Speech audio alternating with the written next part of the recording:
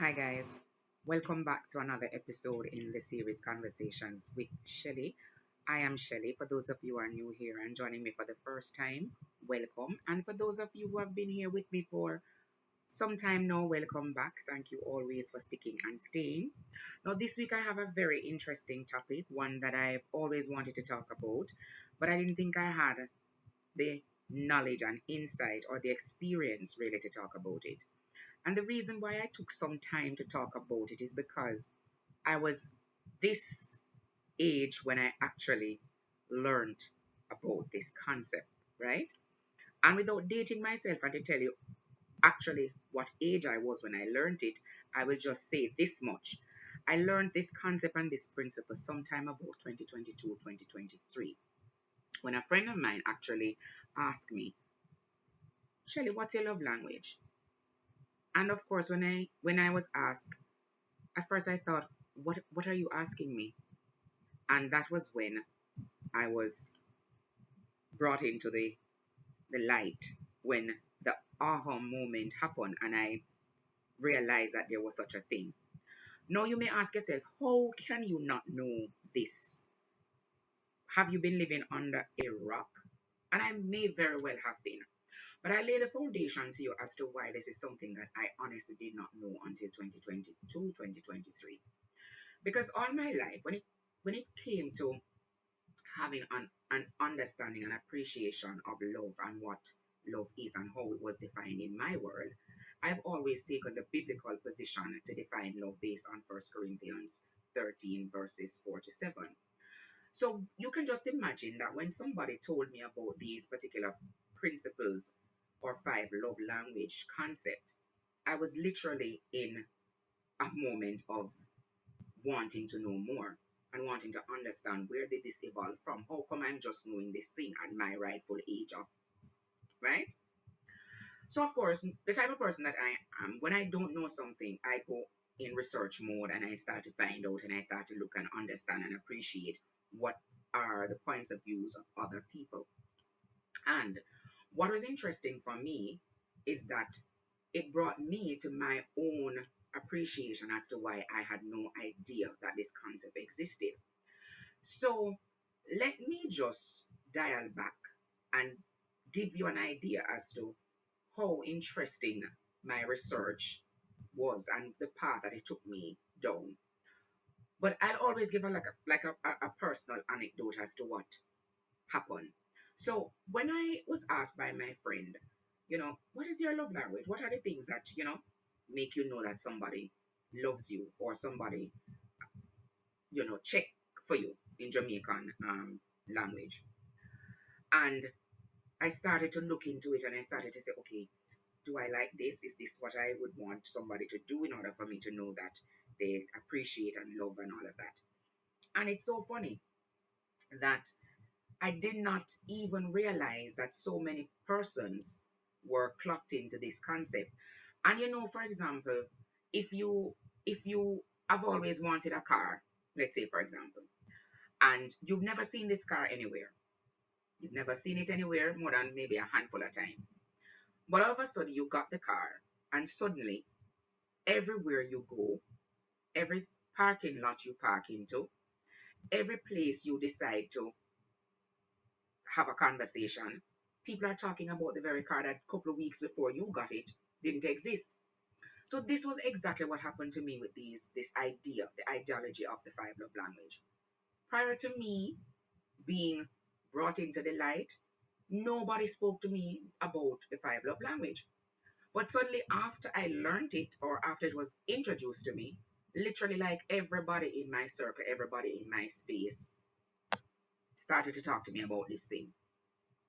So you can imagine it piqued my interest. But what was more enlightening was that very recent, as of last week, it came up again. And it came up in such a passionate way that for once, or for very few moments in time, I stayed out of the conversation. And I stayed out of the conversation because I had a different point of view when it comes to love and how love is to be understood, defined, realized, and accepted. So when the question was asked again in my friend circle, and I heard all the persons talking about what their love language is and which one of the three or which one of the five they like, or if they can accept all five, I stay very silent. And it's led me to want to get into my point of view as to why I remained silent and had nothing to say. And I remained silent because for me, and let me just say this, I do not believe in the five love languages. I will stand firm in what the biblical position of love should be. So let's dive into it as to why I decided to take a different point of view. So, to get into the meat of the matter, right?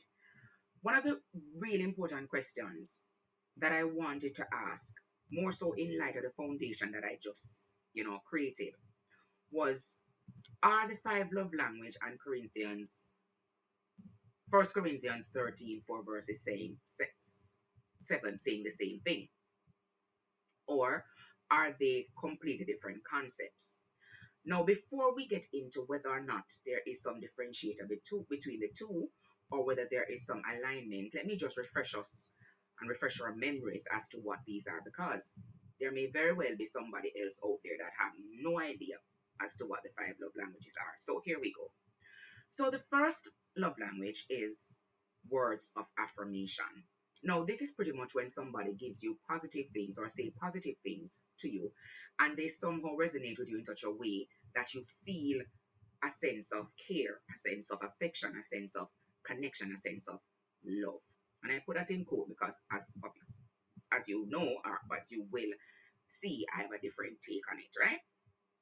Then the second one is acts of service. Now, again, acts of service has to do with those effort, those things that you actually do, those activities that you engage in, either individually or collectively, to somehow perform love and to allow one of the other party to receive it in such a way that it makes them feel as if they are loved. The third one is receiving gifts.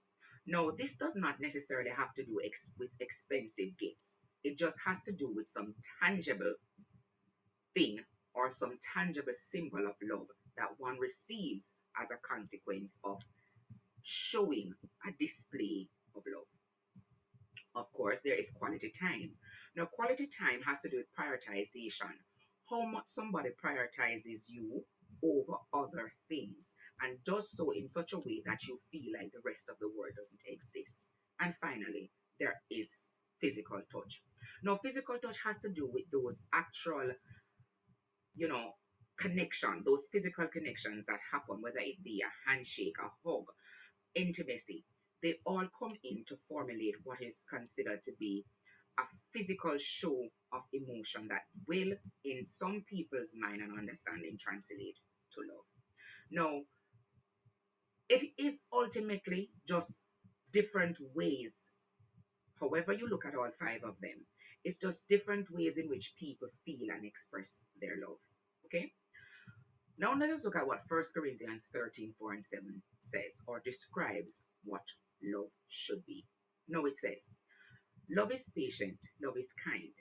It does not envy, it does not boast, it is not proud. It does not dishonor others. It's not self-seeking, it is not easily angered. It keeps no records of wrong.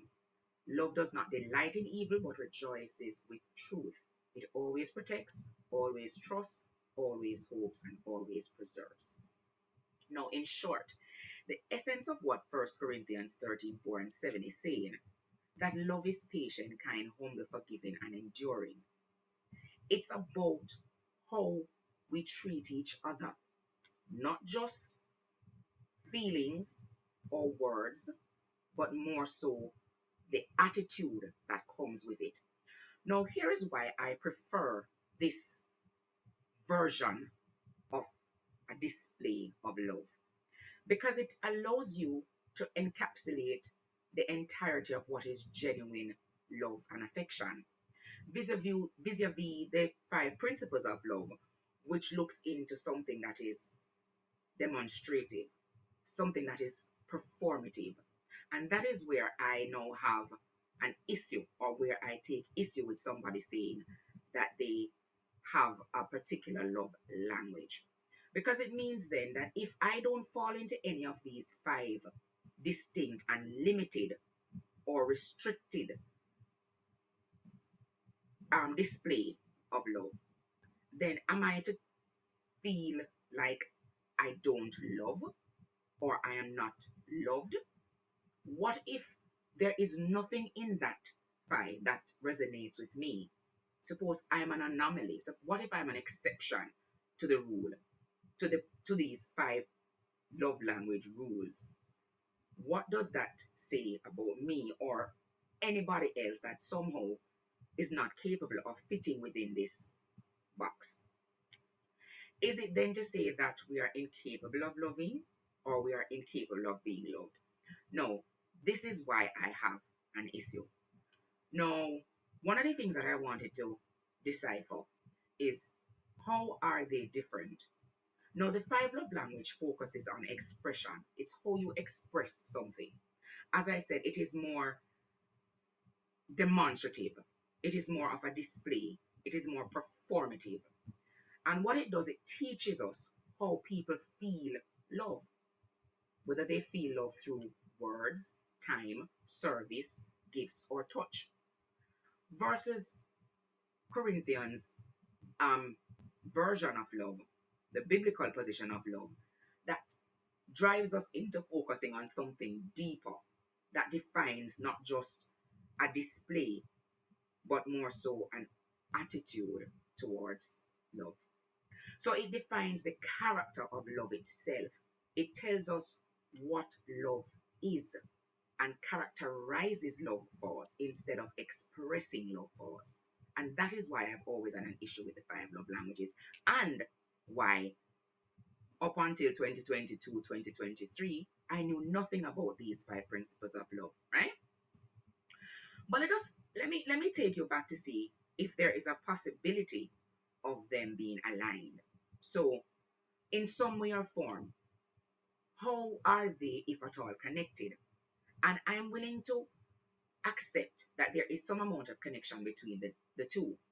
Because what love languages show us is how, as I mentioned, we can demonstrate love while the biblical position teaches us the attitude that we should have when we show love. So, for example, you can give a gift, and that would be a love language. But without kindness, without care, without patience, without all those other things that the biblical position stand on, then the giving of the gift misses the mark. It becomes something of very little value. So let us give a practical example. So your spouse knows that your love language is to receive gifts. You're both upset with each other because you're in an argument. Maybe you spend some money out of the bank account that you shouldn't have spent, and he's upset with you. And you know that his love language is gift. He loves to receive gifts. And you go and you purchase a really nice watch for him.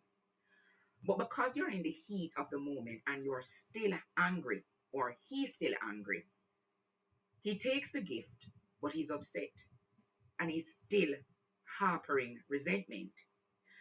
No, he doesn't accept the gift with a kind or pure heart, even though his love language is receiving gifts.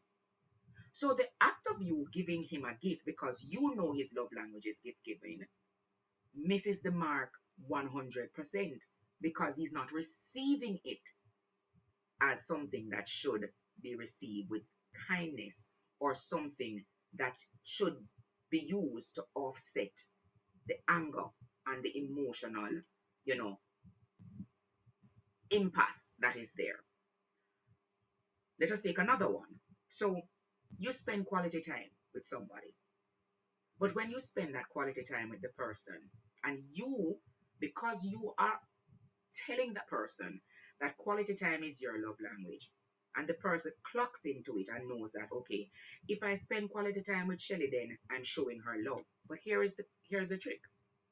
The person comes and spends what they believe is quality time. So your quality time is the entire weekend, or your quality time is the entire week. But they come and they spend 2 hours. And the 2 hours that they spend, in their mind, they have displayed and expressed and demonstrated love to you. Yeah? But how you receive it is you receive it with impatience. You receive it as an obligation. So because you're receiving it as an obligation, you're no longer appreciating the love that they brought. And that is where I have an issue with the five love languages. Because again, it's a matter of expression. It's a matter of something that will have to now be translated with the benefit of what First Corinthians 13, 4 and 7 says. So in my view and from my point of view, while the five love languages are obviously a tool by themselves and without the foundation of First Corinthians, to me, in more cases than not, they will absolutely miss the mark. So, real relationship insight when it comes to understanding the distinction between the two is that no matter what your relationship is defined as, whether it's a marriage, a visiting relationship, whatever it is, whatever label is put on it, First Corinthians 13, 4 and 7 must work and exist with the displays and expression and performance of the five love language. They cannot operate without the benefit of the foundation being the biblical position. So what will happen is that because love isn't just what you do, it's how you do it and why you do it, then you have to understand that really and truly, when you're talking in your circles and talking in your little spaces and at the water cooler or you're going through the carpool, you really should not be talking about what is your love language. What you really should be talking about is how do you understand and appreciate my attitudes towards loving you? What are those things that are genuine reflections of real love? Because at the end of the day, anyone can display these five things but have really no true, genuine love and emotion and affections for you. So, the simple takeaway for me is that love language helps. It helps us to feel love, but the biblical position ensures that the love that you get is real, mature, and long lasting. So maybe, maybe the goal isn't choosing between the psychology or the principles of love and the biblical or spiritual or scriptural position. It's really about combining the two, but allowing the scriptural and the biblical position to lead. So you're speaking to your partner's love language, but you're doing so with the foundation of patience, kindness, humility, and grace. My call to action, as always, if you feel that this was a topic that rested with you or it gave you some amount of thought provoking, you know, consideration, something that allows you to think about love more in a place of it being an attitude rather than an action, I ask you to like, share, subscribe, and comment, and turn on the notification bells and keep the conversation going. And as always, feel free to leave a comment.